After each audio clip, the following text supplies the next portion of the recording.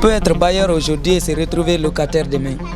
Il se lève le matin, il n'est pas content, il augmente comme il veut. L'une des raisons de la difficulté de la vie à Conakry découle également de la cherté du loyer. L'on va jusqu'à dire que l'État laisse libre cours à tous. Les bailleurs fixent le prix du loyer au gré de leurs humeurs. La sensibilité de cette situation nous pousse à vous demander si vous étiez le ministre de l'Urbanisme, de l'Habitat et de l'Aménagement du territoire, quelles solutions envisageriez-vous pour alléger la vie des preneurs? L'État est un organe qui a toutes les forces possibles pour pouvoir régulariser la vie de la nation. Donc, à la place du ministère de l'Urbanisme aujourd'hui, les solutions sont multiples. Soit j'envisage le projet de construction des logements sociaux et que je vais mettre à la portée des populations à un coût abordable, les permettant alors de se trouver un logement décent. Ça, c'est une alternative. Et de l'autre côté, à côté des logements sociaux, l'État doit régulariser le logement dans le pays. C'est l'État qui est censé de régulariser tout ça là. Imaginez, aujourd'hui, nous constatons les prix des loyers grimpent de façon fantaisiste. Chaque propriétaire de maison, il se lève le matin, il n'est pas content. Il augmente comme il veut. Et si vous voulez, vous restez. Si vous ne voulez pas, alors vous pliez les bagages. Comme ça, là, c'est du désordre. Comme ça, là, c'est pas bon. C'est la nation, c'est la population qui souffre. C'est ceux-là qui n'ont pas les moyens les plus démunis qui souffrent.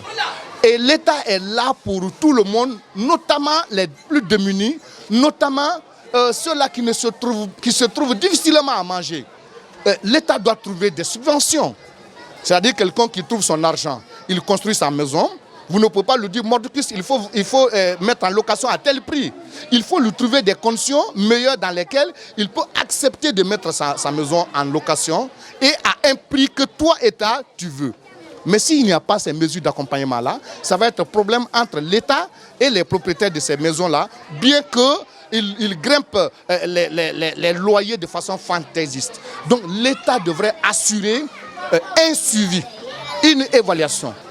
Alors l'autre question, c'est que aujourd'hui, pour avoir accès à un logement à Conakry, vous avez parfois l'ethnie qui est mise en avant, la religion ou le statut matrimonial. Est-ce que pour vous c'est normal? Vraiment, c'est pas normal. Mon ami, c'est pas normal. Et aujourd'hui, je voudrais encore vous remercier d'avoir me donné l'opportunité de m'exprimer sur le sujet. C'est des sujets qui m'écœurent. C'est des sujets qui me font mal en cœur. Moi-même, j'en étais victime. Parce qu'à un moment, je cherchais la maison. Et quand celui qui devait me donner la maison a compris que j'étais chrétien, évidemment, bon, il m'a dit catégoriquement que chez lui, il ne loge pas les chrétiens. Comme si les chrétiens, je ne sais pas comment on les considère, comment on considère les musulmans. Et on a mis la religion au devant. Et c'est ce qui est en train de déchirer le tissu social aujourd'hui.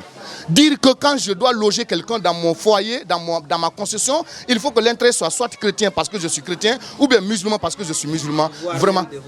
Ou bien de votre ethnie. Vraiment, je me dis que le monde va à l'envers. Alors, Monsieur Mara, si vous étiez le ministre de l'Urbanisme, de l'Habitat et de l'Aménagement du territoire, quelles solutions vous envisagerez pour alléger la souffrance des preneurs ou des locataires? D'abord, en tant que citoyen, avant d'être ministre de l'Habitat de la Guinée, j'allais penser bien sûr à alléger le coût du loyer en construisant des logements sociaux. Parce que qui parle de la cherté du logement, parle de la cherté de la vie. Et si on veut éviter la cherté de la vie, il faut venir au secours de la population. La seule manière pour l'État de venir au secours de la population, c'est de s'investir dans la construction des logements sociaux. En le faisant, ça peut amener les autres bailleurs qui sont en train de faire monter de façon flagrante, de façon fantaisiste, leurs loyers, à les baisser de gré ou de force. Alors l'autre question, c'est généralement lorsque vous voulez une maison à Conakry, on vous impose parfois des critères ethniques, religieux ou encore des critères basés sur le statut matrimonial. Est-ce que pour vous c'est normal dans un pays laïque? Bon, dans un pays laïque, toute considération religieuse peut avoir bien sûr une mauvaise interprétation. Mais je crois qu'on se met aussi à la place des bailleurs. Comme je l'ai dit, avec les expériences premières qui ont été bien sûr acquises en la matière, il ne serait pas facile pour un bailleur qui, connaissant les conséquences de loger un célibataire, d'accepter de loger un célibataire, connaissant toutes les conséquences liées à cela. Et chaque bailleur a des explications personnelles et a des raisons individuelles qui le poussent de fois d'une manière ou d'une autre à refuser telle ou telle ethnie. Mais ce que je voudrais quand même, je voudrais que de telles considérations cessent dans un pays laïque comme le nôtre. Alors, vous par exemple, est-ce que parfois vous rencontrez des difficultés avec votre bailleur? Bon, personnellement, à Conakry, tous les locataires rencontrent des difficultés avec leurs bailleurs. Je ne peux pas faire exception. Tout naturellement, les difficultés que nous traversons en longueur de journée, ce sont bien sûr les conditions dans lesquelles nous sommes logés. C'est que la location est devenue, s'il faut, une source de revenus pour des bailleurs à Conakry. Avec l'élévation du taux de la démographie, tout le monde veut s'investir bien sûr dans la construction sans tenir compte bien sûr des principes. Ce qui fait aujourd'hui que les gens ne font que loger des personnes n'importe comment sans pour autant leur créer des conditions saines et favorables qui peuvent réellement les permettre de vivre en paix, en sécurité. Quand je parle aujourd'hui des difficultés que nous rencontrons bien sûr en tant que locataires, je vais penser bien sûr à ce manque de respect que nous traversons tout au long des jours, quand nous avons des fois des visiteurs, quand nous avons des fois des amis, des invités chez nous, nous sommes empêchés bien sûr de les recevoir. On n'a même pas des fois là où s'asseoir pour causer avec ses amis.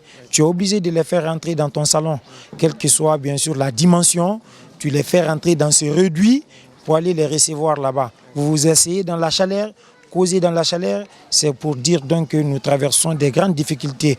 En un mot, nous n'habitons pas dans des conditions les plus meilleures. Alors, Monsieur Ndiaye, aujourd'hui vous êtes bailleur. Expliquez-nous quelles sont les difficultés que vous rencontrez avec vos locataires. Et au niveau de la location, il y a beaucoup de problèmes. Parce que nous qui sommes les concessionnaires, les propriétaires des maisons, nous augmentons les prix de la location en fonction du coût que nous subissons de la vie, le coût de la vie. Cela nous amène le plus souvent à augmenter les frais de la location. Surtout les concessionnaires qui ne vivent que les fruits obtenus par la location. Parce qu'il y a des concessionnaires qui ne peuvent vivre que à travers les fruits de la location. Maintenant, vu ceux-ci doivent acheter de la nourriture, le riz, envoyer les enfants à l'école, et s'occuper des problèmes sanitaires. C'est là le problème alimentaire, vestimentaire, les cas sociaux qui interviennent le plus souvent dans les familles. Cela pousse le plus souvent les concessionnaires à faire des augmentations fantaisistes. En tenant compte de leurs besoins, ils augmentent les frais de la location. Alors l'autre question, c'est qu'aujourd'hui, pour avoir accès à un logement, on vous définit parfois des critères, que ce soit la religion, l'ethnie ou voire même le statut matrimonial. Est-ce que vous, en tant que bailleur, ces critères-là, vous les appliquez aussi? Ce sont en quelque sorte des critères qui sont valables sur certains. J'en ai vu des musulmans qui ont des concessions, qui refusent de donner les maisons aux chrétiens ou des gens qui ne sont pas musulmans. J'ai vu, bien évidemment, des concessionnaires qui refusent de loger les célibataires. Parce que pour eux, quand vous logez un célibataire, il n'est pas tellement responsable. Il n'a aucune responsabilité religieuse, aucune responsabilité sociale, aucune responsabilité matrimoniale. Lorsqu'on a une famille, qu'on devient un peu sérieux, parce qu'on doit prendre la famille en charge. Et en pensant à sa famille, on peut éviter de faire certaines choses. Au-delà de ça, le comportement relatif à la perversion. Les jeunes sont tentants à être des pervers, à avoir des comportements qui ne sont pas tellement religieux, qui ne sont pas bons dans la société. Raison pour laquelle ceci refuse de loger ce qu'on appelle les célibataires. Il y a aussi l'ethnie. Le cas de l'ethnie, par exemple, quand vous prenez, moi par exemple, personnellement, il y en a, je viens de vous dire, refuser quelqu'un à cause de la religion, c'est refuser l'ethnie. Parce que la religion est liée à l'ethnie. Quand vous prenez les forestiers, ils sont forestiers parce que c'est le christianisme qui est dominé dans leur contrée. Il y a des forestiers, par exemple, qui sont musulmans. Oui, mais ils ne sont pas nombreux. Ils ne sont pas nombreux. Et quand vous regardez, puisqu'ils sont musulmans, on les a forcés à être musulmans. Ça arrive. L'islam est un peu exigeant. On les a forcés à être musulmans. Moi, par exemple, chez moi, j'ai fait sortir des musulmans pour loger les chrétiens. Je l'ai fait. Quand j'étais avec les musulmans, je n'avais pas la paix. À chaque fois, il y avait les querelles, des problèmes, des difficultés. À chaque fois, je veux la tranquillité. Je veux être serein chez moi. Donc, je veux le calme. Mais à chaque fois que j'étais avec les musulmans, c'était des problèmes. J'ai fait sortir 2 familles et j'ai logé 2 familles chrétiennes. Et depuis là, j'ai la paix.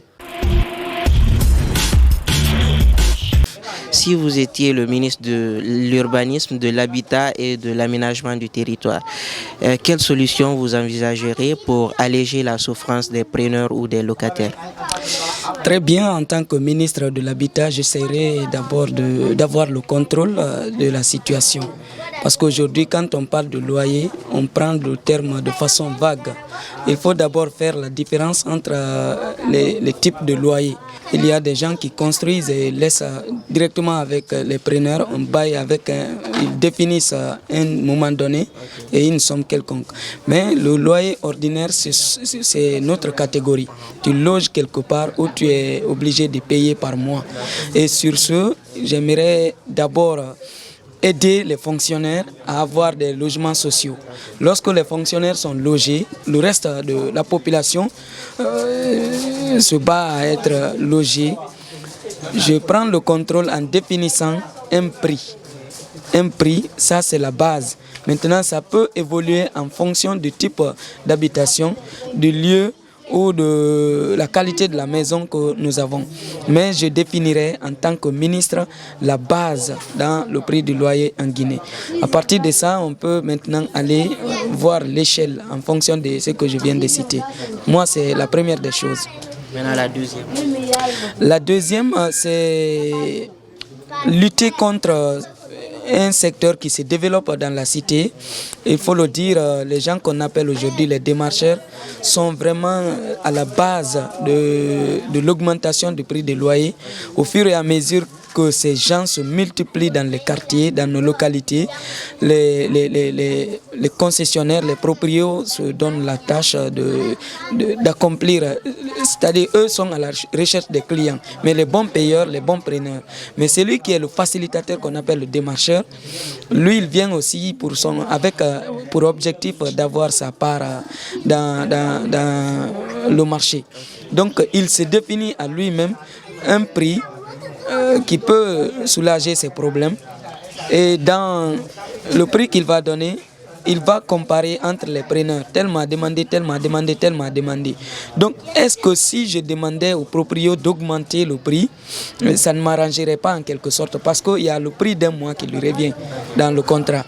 Il a ça, non seulement ça, mais il a encore un autre prix de déplacement. Même si le bâtiment, le logement que vous cherchez est à 10 mètres de vous, il faut d'abord payer le prix de l'essence, le prix du carburant pour te montrer là-bas. Et à partir du moment où il te loge dans ces conditions, il quitte. Et puis voilà, moi en tant que ministre de l'Habitat, je combattrai d'abord ce secteur. Voilà, demander aux gens de trouver un autre moyen de trouver de l'argent. Et s'il faut le faire, je régularise, je normalise en instaurant une loi. Alors, l'autre question, c'est généralement, pour obtenir un logement à Conakry, on définit parfois des critères qui nous choquent parfois. Que ce soit sur les réseaux sociaux, on publie parfois où on prend en considération l'ethnie, la religion, le statut matrimonial. Est-ce que pour vous, c'est normal dans un pays laïque? C'est pas normal, je ne comprends pas comment nous prenons notre laïcité. D'abord, la première définition, c'est que dans la laïcité, l'État ne se mêle pas des affaires religieuses. La religion, c'est-à-dire la confession religieuse, se gère à elle-même. Dans ce premier pas, il n'y a pas de commentaire. Mais pour la recherche d'une maison ici, il y a une série de questions que les propriétaires posent, vraiment qui énervent parfois, qui donnent l'impression que nous sommes sur une autre planète. Parce que lorsqu'on te demande quelle est ta religion, quel genre de manger tu prends chez toi, quel type d'habillement on veut, là on peut comprendre tout ce qui est lié aux normes sociales normales. On peut définir parce que la société est régie par ces critères. Mais le fait d'aller jusqu'à imposer un modèle de vie à un locataire, je crois que c'est aller au-delà du respect des libertés et droits fondamentaux de l'homme. Et dans ça, moi je pense que c'est les autorités à la base d'abord, parce qu'il y a les collectivités décentralisées, le quartier est là, la mairie, pour régler ces genres de situations. Mais quand tu te vois dans un besoin déjà, tu n'as pas le choix. Il y a des concessionnaires qui définissent même le type de manger qui se prend chez eux d'ailleurs. Ensuite, l'habillement, le manger, la religion, le type de mariage à faire si vous voulez loger chez eux. La consommation et autres là, moi je pense que c'est aller trop au-delà. Vraiment, je n'apprécie pas. Nous sommes d'ailleurs victimes dans un pays où la population est en majorité musulmane. Nous les chrétiens, quand nous partons chercher les maisons souvent, il est difficile d'avoir. Et si nous n'avons pas, nous ne durons pas là-bas. À partir du moment où nous ne partageons pas la même confession religieuse, des choses nous sont imposées. Par exemple, on ne peut pas faire le baptême. Parfois, il y a des cours dans lesquels on ne peut pas faire le baptême chrétien. Il y a les cours dans lesquels on ne peut pas faire une cérémonie de prière. Parce que simplement vous ne partagez pas la même confession religieuse. Ça ne devrait pas exister en Guinée. On se sent dans un autre monde. Vous avez un message particulier à passer aux bailleurs? Bien sûr. On peut être bailleur aujourd'hui et se retrouver locataire demain.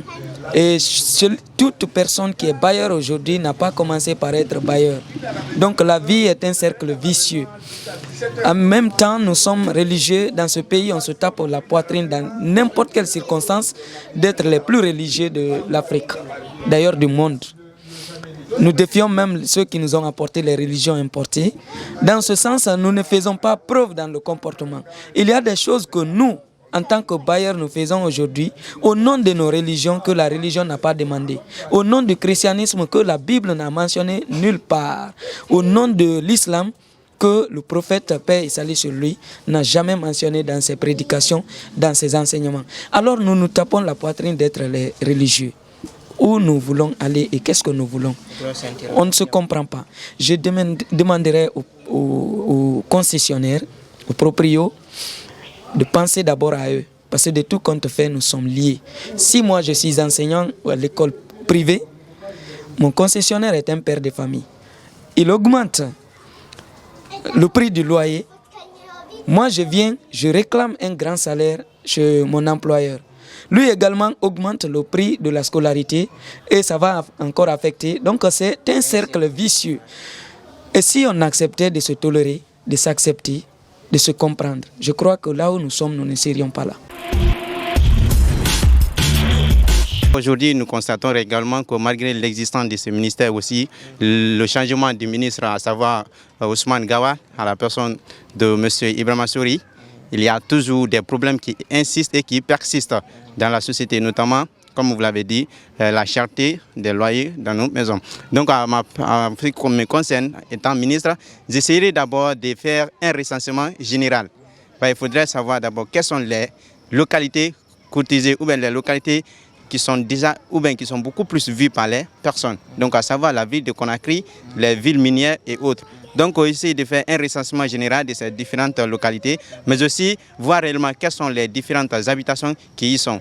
Et avec ça, je pense bien que l'on pouvait faire un recensement proportionnel et parallèle en ce qui concerne le nombre de personnes existantes et aussi le nombre de maisons disponibles. Et en plus de ça, essayer de mettre en place des structures. Je sais bien qu'il y a des structures fonctionnelles, des structures opérationnelles qui sont en place, mais qui ne sont pas connues par la population. Et cela pose problème. D'où même l'existence de certaines entités informelles telles que les démarcheurs qui sont là pour pouvoir être aussi des intermédiaires entre les preneurs et les bailleurs. Donc à ce niveau, il faudrait trouver des solutions pour régulariser ces cas présents, c'est-à-dire en mettant en place des agences immobilières qui seront là comme des professionnels qui vont mettre en place des mécanismes mettant en relation les preneurs et les bailleurs.